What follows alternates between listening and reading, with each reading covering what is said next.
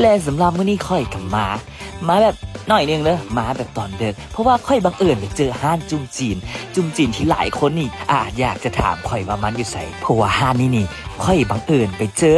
จอที่แบบว่ามันโคตรคักเลยนะไปฮอดนี่ก็จนตกใจเพราะว่าอาหารของเพิ่นมีหลายขนาดเลยโอ้จะเป็นพวกเอียนกบประเภทซีนนี่ก็มีเด้อซีนนี่มีซีนมักเอียนนี่หลายอย่างเลยถ้าเบิ่งได้คลิปที่แบบค่อยเอามาให้เต็มๆเด้อเพราะว่ามื้อนี้เอามาให้เบิ่งส่วนหนึ่งซิเด้อไผที่เห็นคลิปนี้นี่อย่าเฝ้าให้ค่อยเด้อเพราะว่ายังพันบอกเถื่อว่าห้านนี้ตั้งอยู่ใส่ให้เห็นซ้ำนี่นี่หลายคนนี่อาจ